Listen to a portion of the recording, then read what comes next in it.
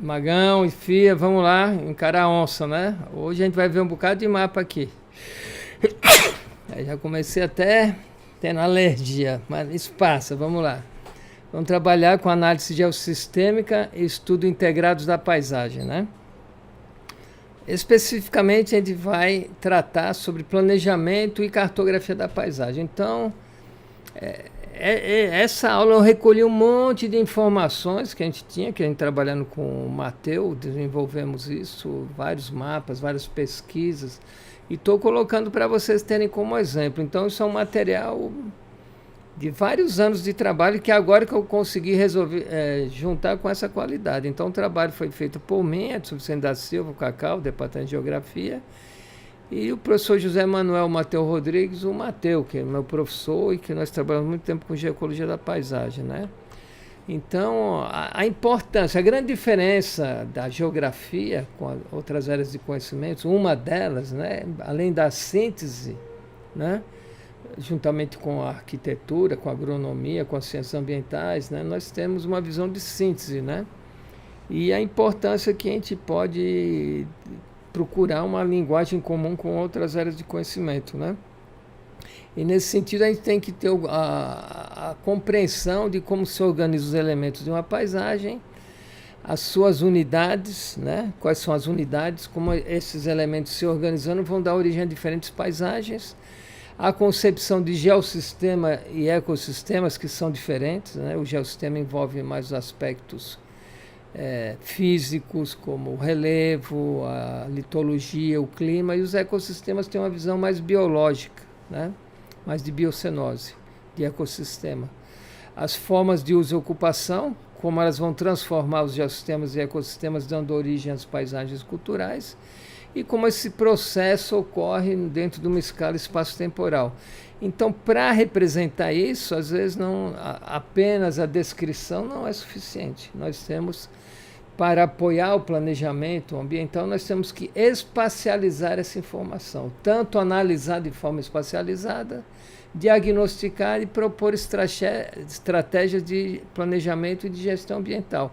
E para isso a importância da cartografia, que a cartografia vai dar toda a base de representação dessas informações.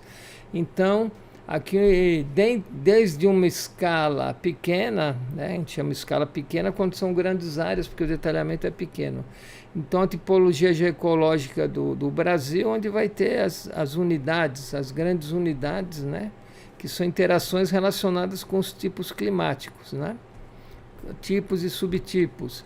Unidades do relevo, aqui é um trabalho que o Matheus desenvolveu lá com a Unesp de Presidente Prudente, né, onde está o César Leal, onde vocês têm um exemplo aqui de uns trabalhos que eles fizeram na bacia hidrográfica do Rio Paranapanema, né, através de cores e de achuras você vai diferenciando as unidades, né, dos planaltos e as suas tipologias. Então são formas de representação da cartografia, das unidades de relevo, as unidades de paisagem daquela mesma área, né?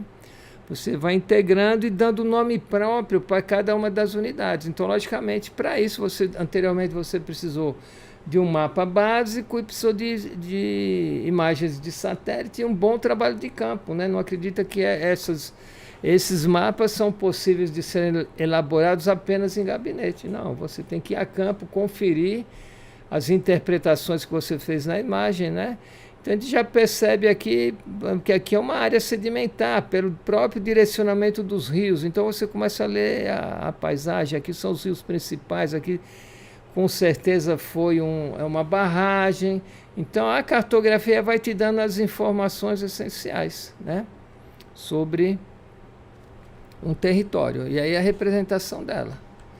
Aqui é um trabalho que nós fizemos com o Matheus, o Jairon, né, lá no Acre, eu também tive presente, o trabalho dele era em Rio Branco, né, na cidade, mas ele fez inicialmente um trabalho regional para caracterizar onde é que ficava Rio Branco. Aqui na frente a gente tem Cruzeiro do Sul, né, então o Acre é um estado muito interessante, né, e Rio Branco está nessa parte aqui, sudeste, né, então você tem aqui algumas características próprias, onde aqui vão ser as diferenciações, né? O Acre é um estado que ele, em direção ao Peru, aqui o relevo modifica muito. Aqui é bastante plano, enquanto aqui o relevo é mais movimentado. E também cartas hipsométricas, por exemplo, isso aqui é um trabalho acho que da Regina ou do Raul, não sei bem, que o Matheus que também trouxe, né? Mostrando que nós precisamos de uma base inicial para se trabalhar com a geoecologia, com geossistemas, né? Para você identificando, né? Então são instrumentos cartográficos, né? Ou a partir de imagens de satélite que você vai formando a base para colocar outras informações, né? E aqui, a partir daquele trabalho, você vai representando aqui as paisagens naturais, né? As baixadas, os cordões, os maciços, as planícies de cristas, as praias de Restinga. Isso aqui é uma grande área de Restinga, Restinga da Marambaia, se eu não me engano, né?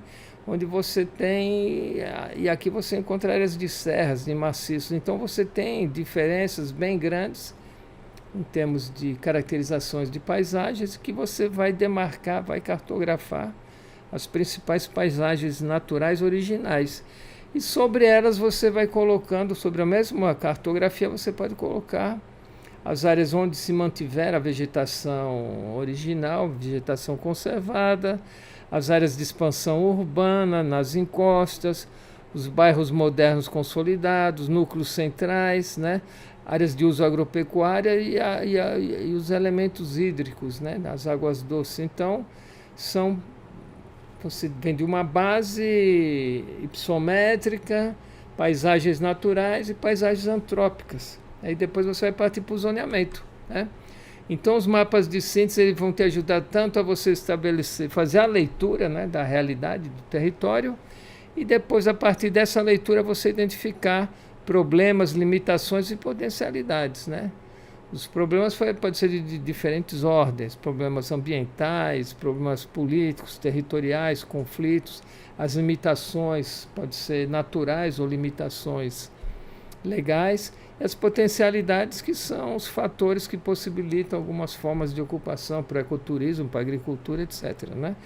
E aí, nesse sentido, é importante a gente recorrer a diferentes formas de interpretação, não só a análise geossistêmica, né? Mas adequar também, por exemplo, a análise geossistêmica com a ecodinâmica, porque a partir dos geossistemas você identifica quais deles têm uma dinâmica mais estável ou mais instável, né? Fazer um zoneamento ambiental, que são a identificação dos geossistemas, e depois o zoneamento funcional, né?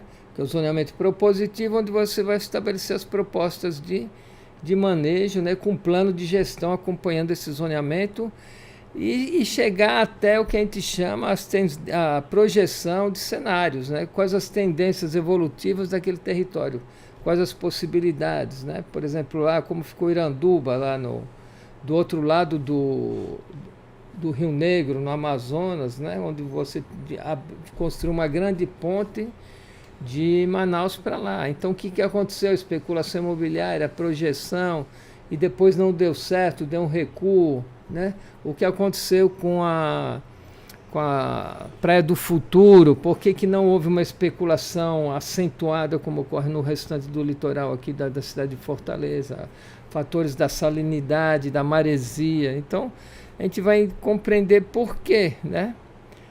Que um território tem uma tendência a um recuo em função às estratégias de planejamento da própria natureza mesmo, né? E a partir desses mapas que a gente vai construindo, aqui foi um trabalho lá feito pela coordenação do professor Matheus, que está aqui, e o professor César Leal, se chegaram a definir o que a gente chama de semáforo ambiental, né?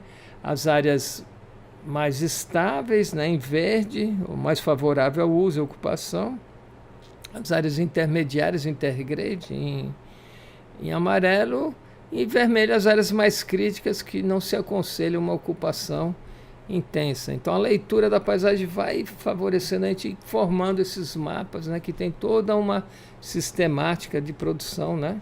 O estado ambiental já em outra área aqui também, uma bacia hidrográfica, né, representando A mesma estratégia, identificação de áreas estáveis, mais instáveis, áreas que devem ser protegidas, áreas de risco, né? Aqui um dos primeiros trabalhos que a gente fez com o Mateu, identificando as grandes unidades paisagísticas do Ceará, né? Cada uma com nome próprio, e definindo um dos níveis de sustentabilidade. Foi um trabalho que a gente publicou na Mercator, né? E aí você tem indicando, por exemplo, as áreas mais críticas, né, com o processo de desertificação, no caso de Irauçuba, aqui é o caso dos Inhamuns, a parte do Jaguaribe, né, e depois as áreas mais propícias, as áreas de tabuleiro, os topos do Planalto Sedimentar, parte aqui da Chapada do Araripe, os vales dos rios, né, do Jaguaribe, do Acaraú. Então isso vai te oferecendo as informações suficientes para você definir os níveis de sustentabilidade de um território. Então a cartografia vai te ajudar plenamente na representação dessas áreas, né?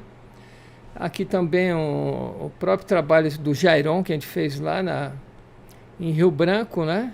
Também foi uma publicação, aqui, né, o Mateu, que é orientador, e aqui os níveis de sustentabilidade. A gente trabalha muito, fala muito em desenvolvimento sustentável, mas como são as áreas, como representar isso, né? Cartograficamente aqui está um exemplo.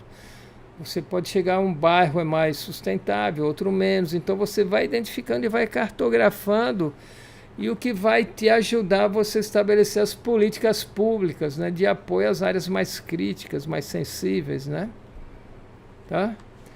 O zoneamento da cidade do Rio Branco, também a partir do mapeamento, da cartografia, você vai identificar áreas de inundação, né? Áreas onde você tem uma expansão da cidade, áreas que você deve proteger. Então a gente estabelece aqui, o Jairon estabeleceu várias propostas, né, em função das formas de uso e ocupação na cidade do Rio Branco. Então a cartografia ela vai servir tanto para você mostrar como são os componentes geoambientais, ou seja, os mapas temáticos, né, que seria a geologia, a geomorfologia, solos, etc. Avaliação do potencial do uso dos recursos naturais, áreas passíveis de serem exploração de minério, áreas passíveis de serem uso racional da retirada de madeira, usos para o ecoturismo, etc., né?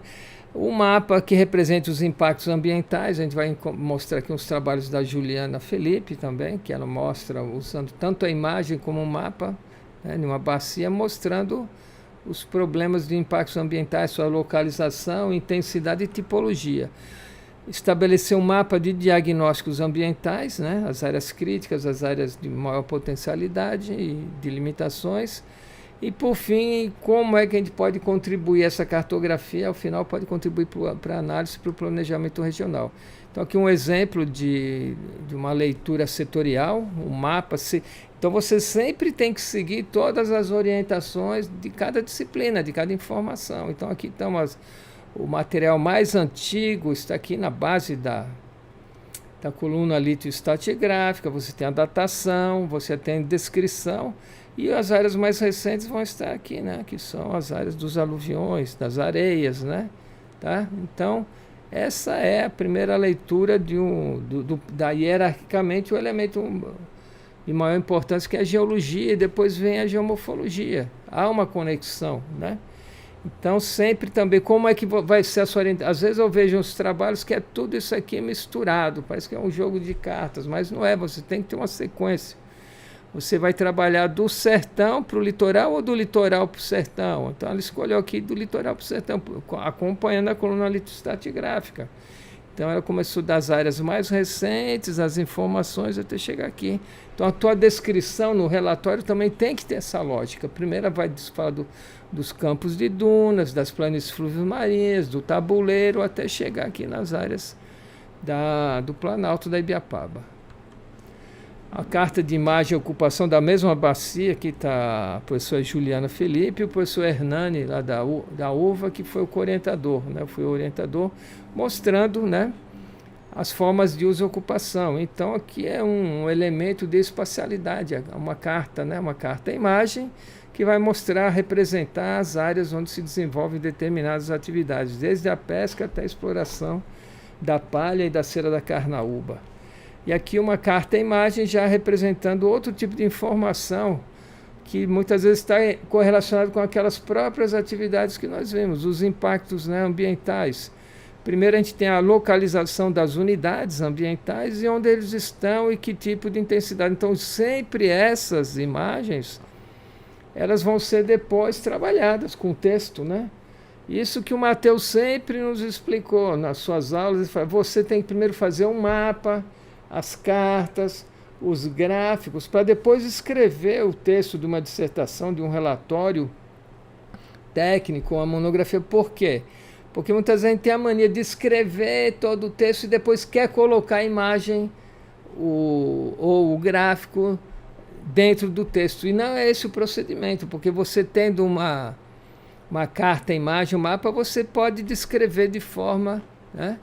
Você está olhando para aqui, eu vou ver que a área de tabuleiro é a maior área que tem, fica na parte central, que a drenagem muda. Então eu estou olhando para cá, aqui eu já observo que uma drenagem já começa a mudar, porque há uma diferenciação litológica já, né? Então começa a ter uma drenagem dendrítica, enquanto que aqui na área do tabuleiro arenoso você tem uma área mais homogênea, sedimentar, onde o curso não é mais meândrico do que dendrítico. Então a gente começa a observar e descrever. E você olhando a figura e o mapa, você vai descrevendo, é mais fácil de você produzir, né, as informações que você vai falar sobre um determinado território que você está trabalhando, que você está estudando. Tá? E, logicamente, para se trabalhar, a gente tem que definir a área do estudo, quais os limites, os critérios. Vão ser critérios políticos, por exemplo, é um município, ou vai ser critérios naturais, uma planície fluvio-marinha, né? Ou vai ser algo que pode estar misturado, um limite de uma estrada com a linha da costa, né? Então você tem que definir bem os objetivos, as estratégias, os resultados que você quer, né? Estabelecer critério de dados cartográficos e bibliográficos do censo que você vai pegar, o que isso aqui que a gente chama de dados secundários ou indiretos, né? Que os dados diretos você obtém através dos levantamentos de campo, a observação direta, obtenção de fotos aéreas e imagens de satélite. Logicamente, hoje, cada vez mais nós nos dedicamos a informações de imagens de satélite, né? Apesar de que hoje os drones também conseguem aportar uma série de informações através de fotos, né? E depois como você vai fazer a interpretação, né? Então muitos orientandos vão perguntar qual é o melhor mapa, qual a melhor escala. Primeiro você pode ter uma visão do contexto regional através de um mapa mais geral, né? Um mapa regional da geologia, por exemplo. E depois algumas informações mais específicas, como por exemplo o sistema de drenagem, as feições da vegetação, as feições do relevo. Então tudo que você tiver de informação sobre um território é importante, porque em dado momento você vai fazer uma caracterização regional, você pode colocar geologia, geomorfologia. E depois, se você vai tratar sobre questão de erosão do solo, você usa uma escala mais pormenorizada. Então, na realidade, a gente usa mais que uma escala, né, ao desenvolver de um trabalho, né? E aqui hoje o grande recurso que a gente tem, né, para se trabalhar nas imagens de satélite, né, algumas mais antigas e outras mais recentes, né, fotografias, né. Então você vê hoje o nível de precisão que a gente chega, né. Isso que nós estamos tendo um acesso civil. Vocês imaginam os militares, questões das guerras, das espionagens, que eles têm acesso a um detalhamento incrível, né, tá? Mas hoje, para trabalhos de cartografia de mapeamento, a gente tem uma disponibilidade muito grande. Mas também há áreas onde a disponibilidade é mais complicada, seja através da presença de nuvens, por exemplo, na região norte, ou porque não há. Geralmente as áreas litorâneas, as áreas turísticas, né? As regiões metropolitanas, você tem níveis de informações de sensoriamento remoto de muito melhor qualidade, né? E aí você pegar a imagem e começar a fazer a interpretação no próprio computador, né? Talvez de uma leitura, de uma interpretação, de uma mesa digitalizadora, ou através da imagem, né? E você vai preparar um overlay, que a gente chama um rascunho, e depois você checar essa verdade terrestre no campo. Você sempre tem que ir para o campo. Quem trabalha com ciências ambientais tem que sujar os pés, né? Você tem que ir para o campo, engolir poeira, molhar os pés, falar com o povo, olhar as pessoas nos olhos, né? Porque isso é a interpretação definitiva. De repente eu vi uma imagem e achei que aquilo tudo era um coqueiral, mas eu chego lá, não, isso aqui é um carnaubal, né? Ali é uma área de ocupação irregular, mas eu chego lá, aquilo lá tudo foi aterrado e construíram um shopping, que é mais irregular ainda, né? Mas estou dando um exemplo. Preparação de cartas temáticas pré-estabelecidas, que tipo de mapas você vai representar, né? No próprio projeto, muitas vezes a gente já estabelece isso, e depois, claro, que a gente tem uma flexibilidade para ir criando novas cartas temáticas ou até retirando algumas e priorizando outras, né? Elaboração do plano de manejo ambiental, porque se você faz propostas de representação, de zoneamento, você tem que ter um plano de gestão, né? Uso e ocupação também, né? Uso e ocupação rural e uso e ocupação urbana, né? Uso e ocupação urbana, as transformações são muito mais rápidas e significativas, né? Então a gente tem que sempre estar atualizando essas informações, né? O planejamento urbano sempre exige uma maior complexidade do que o planejamento rural. E para a interpretação de determinados ambientes, a gente vai ter que conhecer a estrutura daquele lugar, a estrutura geológica, as camadas do solo, os estratos da vegetação, os processos, né, de infiltração, de iluminação, de radiação solar, de sombreamento, né, de precipitação, quais as tendências de evolução daquela área, né? Se você tem um campo de duna, você tem uma tendência de evolução em função da intensidade e da velocidade dos ventos, né? E já uma área de fluvial, você tem a ver com a drenagem, com a precipitação, né? Com as obras de drenagens que você pode ter, de construções de açudes. Então você tem que compreender a dinâmica natural e como ela também pode ser modificada pela ação humana, que são justamente as formas de uso e ocupação. Toda forma de uso e ocupação vai ter alguma implicação, né, nos processos naturais. Ou você vai intensificar, ou vai amenizar, ou até eliminar alguns processos, né? E a importância de a gente conhecer como era uma paisagem anteriormente do que é no momento, para você compreender como ela se constitui hoje e você ter uma visão da retrospectiva. Então as imagens de satélite muitas vezes vão te dar essa oportunidade, as fotografias aéreas, né? E vão oferecer possibilidades para a elaboração de diagnósticos, né? Para você localizar os impactos, as causas, né? As potencialidades, os atrativos, as áreas que ainda estão conservadas, as possibilidades de uso e ocupação. E aí a ecodinâmica, né? Com os ambientes mais estáveis, de transição instáveis. Hoje tudo que a gente fala de vulnerabilidade, de sensibilidades, tem a ver com a estabilidade ambiental, de fragilidades, né? Que são diretamente ligados a isso, com a ecodinâmica. Tá? Que o professor Tricard já trata isso desde a época dos anos 60. Tá? E aqui alguns exemplos, né? Alguns trabalhos aqui do ZEE de Parnaíba, né? Do Rio Parnaíba, no Piauí, onde ele coloca, a partir da identificação dos geossistemas dos ambientes, ele vai colocar os níveis de fragilidade dos sistemas ambientais, áreas de inundação, como acontece aqui no caso do México, por exemplo, são áreas que têm muita inundação, então foi zoneado, né, todas as áreas que são susceptíveis à erosão. Então, se você tem um planejamento de crescimento da cidade, né, e você vê aqui, a cidade está justamente no núcleo de uma área de inundação. Então, se ela fosse ampliando nesse núcleo central, ela vai cada vez mais ocupar áreas de inundação. Então, o ideal era que ela se transferisse ou criasse novos núcleos, né, nas áreas mais altas, né, que não sofrem o problema direto das inundações. Então, os mapas temáticos podem representar diferentes formas de representações que a gente queira dentro do nosso trabalho. desde unidades de paisagem, diferente da escala, você pode ter os grandes geossistemas com cores, e dentro dele você compartimentar os geofaces e geótopos através de achuras, por exemplo, de números, de símbolos, né? As áreas impactadas, os tipos de impactos podem ser por cor, por números, por símbolos, né? As paisagens conservadas, preservadas e degradadas, como a gente usa, como vocês já viram, o caso também da instabilidade. Você pode usar o semáforo ambiental, né? As cores.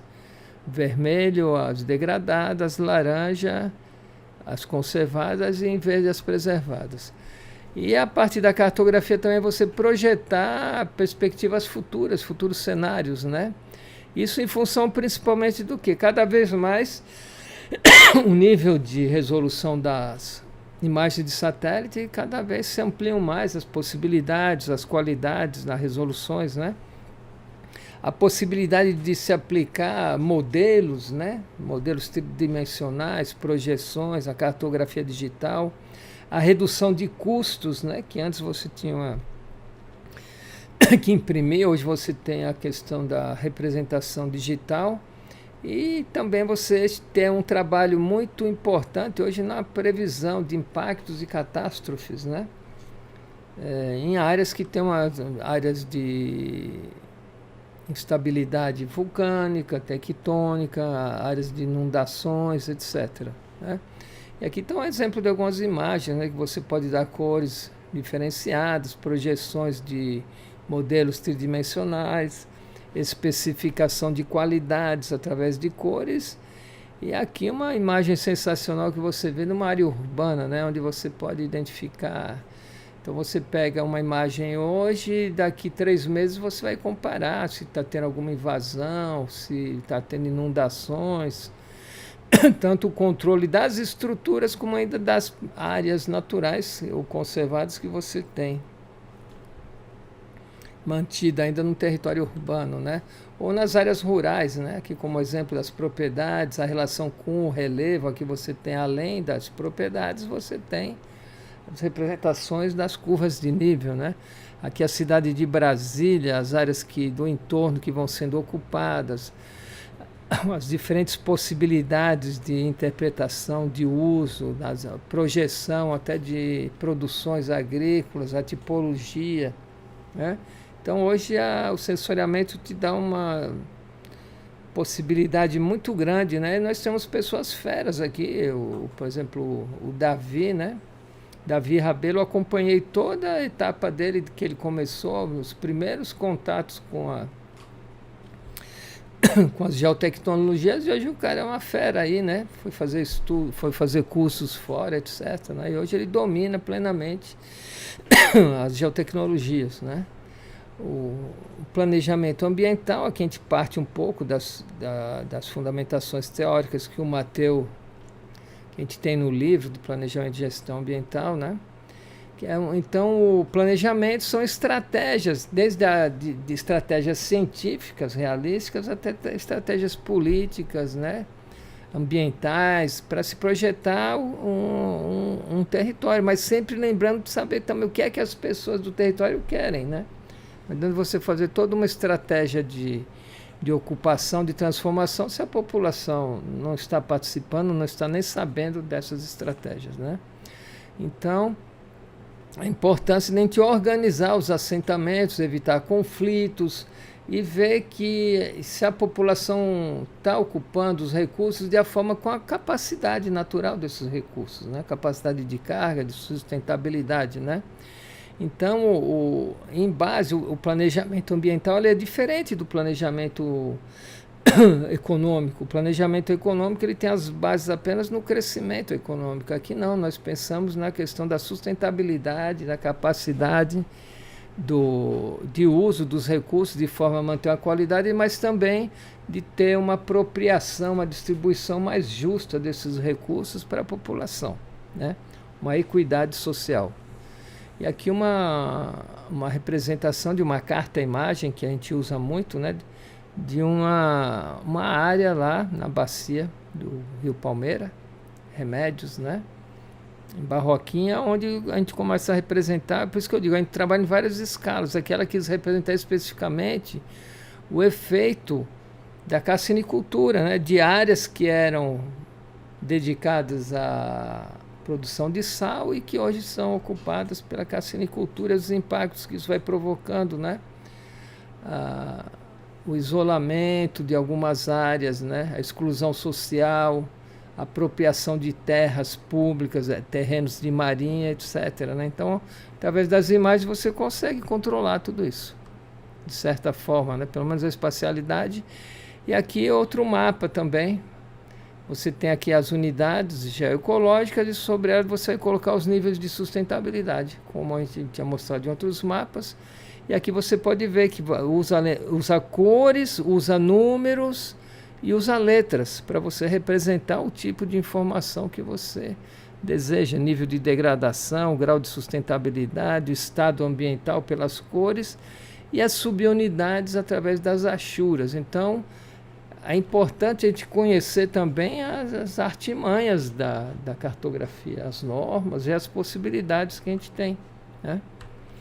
A compartimentação geoecológica, as unidades, né, que a gente identificou, da mesma forma, os sistemas, os grandes sistemas, né, as unidades geoecológicas e as subunidades. Então, ela te oferece possibilidades enormes. A gente tem um trabalho aqui incrível, né, do Manuel Rodrigues, onde ele representa o maciço de Baturité. Ele tem mais de 40 símbolos para você mostrar feições, formas de uso, né, que o professor Marcos Nogueira orientou e eu tive a possibilidade de acompanhar. Então, Manuel Rodrigues. Então, você tem várias possibilidades. Você também tem que olhar mapas que outras pessoas fizeram para tirando as ideias e ver as possibilidades que existem para você representar. E também a questão das cores. Eu sempre brinco com meus alunos, eu me amarro na cultura hindu, então eu vou botar aqui vermelho, verde, rosa, roxo. Não, você tem as normatizações, né? Também. A cartografia, como as outras ciências, tem as suas informações para as rochas, para os solos, para a vegetação, etc., para você representar. E aqui, aquele mesmo mapa vai representar o quê? Os impactos, né? Através de informações pictóricas, de imagens, de fotografia, vinculados a cada uma das unidades geoecológicas, geossistemas, ou ecossistemas. E aqui alguns quadros. Aqui na geografia, no Prodema, né, a gente trabalha muito com quadros, né? O quadro ele vai te ajudar. Você representa aqui as unidades, é que você pode colocar uma quantidade enorme de informações. Aqui no caso, em qual município localiza, o potencial de uso, a capacidade de gestão, o estado ambiental. E usando cores, isso aí também você pode espacializar. Isso aqui é o trabalho da Juliana Felipe também, né? Aqui também quadros com as imagens vinculadas, as fotografias vinculadas, as paisagens, né, vinculadas à zona de preservação, conservação, recuperação ambiental, áreas que foram muito degradadas, que merecem ser recuperadas, né? E as zonas de zono disciplinado, né, uma área onde você deve ter um uso mais direto e uma gestão diferenciada. Então, são formas de representações. É importante vocês verem para vocês colocarem no trabalho que vocês vão fazer, né? E a aplicabilidade do planejamento, ele vai ter uma categoria operativa, né? As medidas técnicas, econômicas, judiciais, né? Legais, como é que você vai instituir um plano diretor municipal, um zoneamento de uma unidade de conservação, a operacionalidade, quem é que vai trabalhar nessa operação. A questão política se é uma comunidade, se é um estado, uma unidade, você faz um zoneamento do estado, o governo do estado vai trabalhar um zoneamento municipal, o município, né? E as categorias ambientais, aquelas que eu falei ali anteriormente, né? Preservação, que é a intocabilidade, né? Você não pode ter nenhuma forma de uso. Conservação, que é um uso racional, né? E que você vai ter áreas do Estado e do setor privado. Então, Muitas vezes, quando nós fui colaborar em planos diretores municipais, eu falei, bom, o primeiro passo que a gente vai ter que fazer no município é ver quais terras são as chamadas terras devolutas, terras do Estado, da prefeitura, que a gente pode usar, né? Para não ter, eu quero construir uma praça, eu não vou precisar desapropriar quando a própria prefeitura já tem terrenos que podem ser, né? Então isso se chama planejar, né? Aqui é um trabalho, que é um dos primeiros trabalhos que a gente fez com o Matteo, quando ele chegou aqui no Brasil, né? Que foi lá em Maranguape. Então, a gente, pelo perfil topográfico, a gente vai identificando. Vocês podem ver que aqui é a Barlavento e aqui é Sotavento. Então, como as topossequências são diferenciadas, do lado úmido, a própria declividade, e o lado seco, né? E os modelos territoriais que a gente vai estabelecer através da cartografia, o zoneamento funcional, que é o zoneamento para o planejamento, né? Tipos de uso, onde vai ficar um aterro sanitário, a cidade vai crescer para onde, uma zona de especial interesse social, onde vai ser constituída, as formas de utilização, crescimento vertical, ou vai ser um conjunto habitacional popular, né? Ou uma área de arborização, uma área pública, e também as condições geológicas, para você saber as limitações e as possibilidades daqueles locais, né? Que você vai trabalhar o mapa de prognósticos, as tendências futuras de determinados locais, né? Você vê aqui as tendências de crescimento da cidade, de evolução, eixos viários que se abrem, né? Aqui como é os principais processos, né, de acumulação, de sedimentação, de erosão, eólico. Isso aqui é um trabalho da Rita, né? Rita Vidal, que hoje é professora lá em Marabá, que fez sobre uma Resex, né? E aí vocês veem como há possibilidades de trabalhar todos os processos também de forma temática, né? De representação. A partir das unidades você vai ter as áreas onde os processos predominam, sejam de acumulação, de erosão, eólico, hídrico, etc. E os modelos de planejamento, né? Os níveis de abrangência, de ordenamento ambiental, todo instituído, projetos, para você que você pensa fazer um planejamento, planos e programas específicos para a gestão ambiental em suas diferentes escalas. A importância dos EIAS-RIMAS, né, que infelizmente muitas vezes não tem a adequada elaboração, né, para você saber os impactos que vai haver em determinado planejamento. Por exemplo, na construção, na implantação, no funcionamento e no pós-projeto, como o caso, por exemplo, de Belo Monte, né? Que hoje a gente tem uma série de consequências, né? Que são resultados de todo esse processo, né? Lá em Altamira. Então, trabalhar também a execução dos processos, planos, programas, auditoria e monitoramento. Naquele nosso livro de planejamento e gestão, a gente aborda muito isso, né? As unidades de ambientais de uso e ocupação, aqui é um trabalho também da Rita Vidal, uma das primeiras orientações que eu fiz dentro do nosso programa de geografia, onde ela também estabelece, né, as formas de uso a ver com as unidades geoecológicas.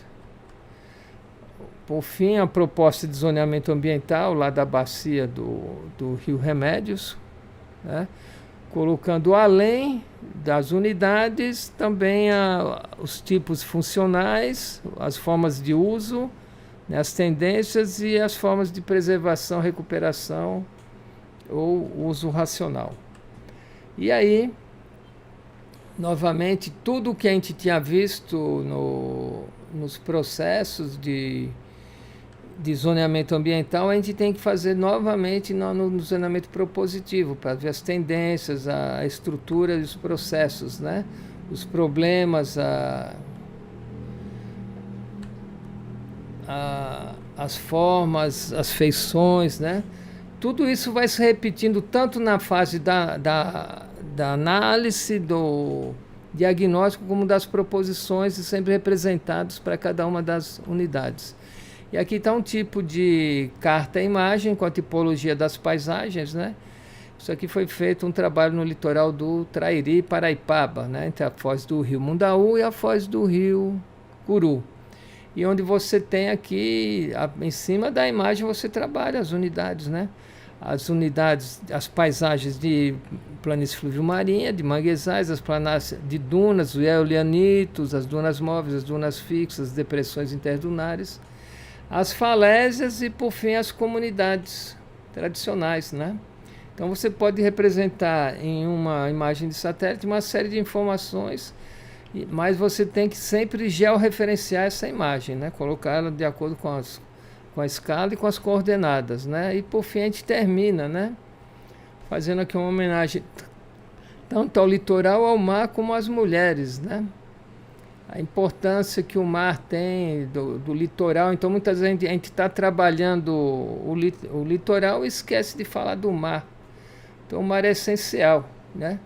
Que você tem um tubarão-baleia, uma nadadora e aqui uma entidade das águas, né? A importância então dessa correlação, dessa grande interface, né? Que é o oceano e o continente e a atmosfera, né? Uma pessoa aqui se banhando, se deliciando com a água.